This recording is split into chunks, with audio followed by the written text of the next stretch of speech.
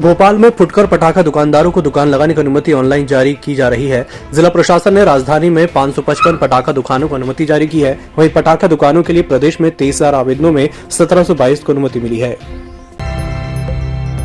Corona virus के case Madhya Pradesh में लगातार बढ़ते जा रहे हैं।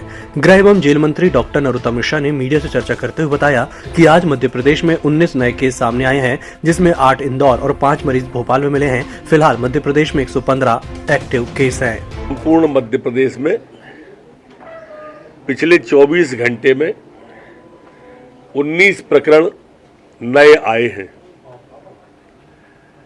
अगर इनमें हम दृष्टिगोचर करें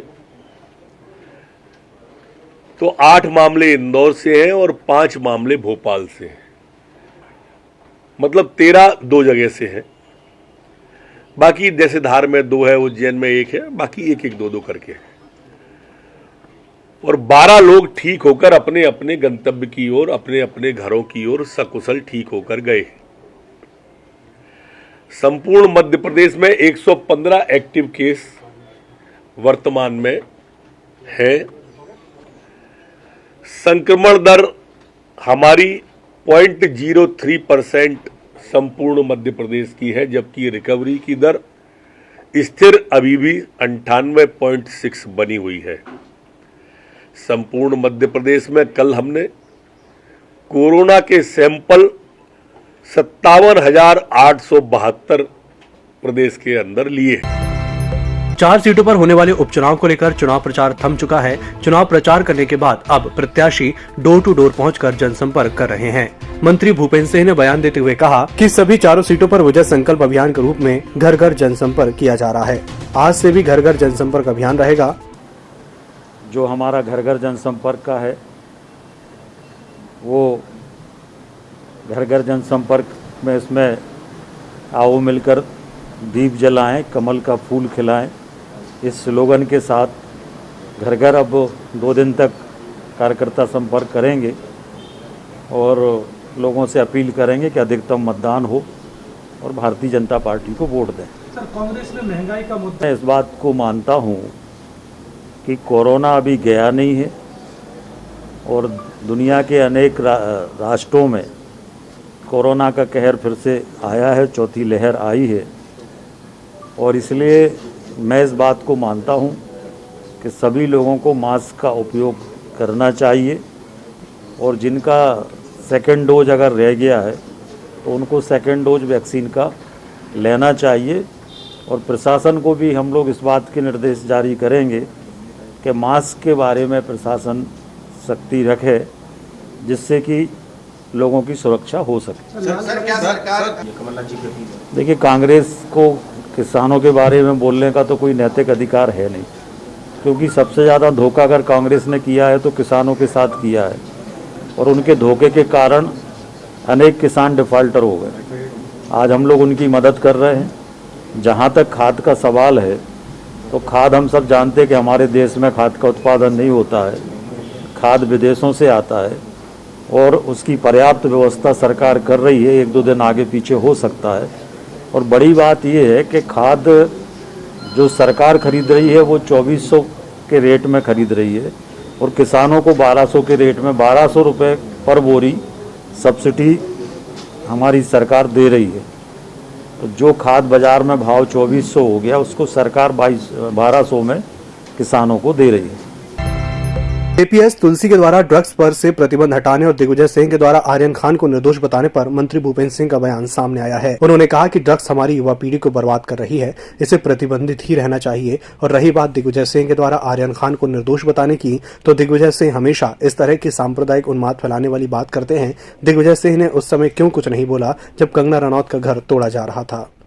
पहले अब कांग्रेस अपने नेताओं को ही देख ले कि उसमें से कितने नशा करने वाले हैं, कितने ऐसे लोग हैं, तो पहले उनको हटाएं फिर अभियान चलाएं। देखिए, भ्रष्टाचार को कोई अगर किसी का पर्टिकुलर केस आता है और गंभीर भ्रष्टाचार का मामला सिद्ध होता है तो हम लोग पहले से टर्मिनेट करने की कार्रवाई कर रहे हैं और कुछ लोगों को किया भी है। पर जनरल इस तरह का कोई सर्कुलर नहीं है और इस तरह की भी कोई निर्देश नहीं है कि सभी का परीक्षण किया जाए।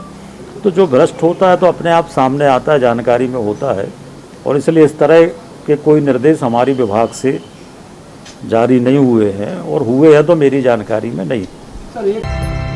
भोपाल एम्स में इंटर्न्स डॉक्टर हड़ताल पर हैं। डॉक्टरों का कहना है कि प्रबंधन ने 5 महीने का इंसेंटिव नहीं दिया है, जबकि कोरोना काल में उन्होंने ड्यूटी की थी। अब 5 महीने का इंसेंटिव प्रबंधन के पास बकाया है। जब तक इंसेंटिव नहीं दिया जाएगा तब तक हड़ताल जारी रहेगी। हमारा इंसेंटिव्स नहीं मिला था।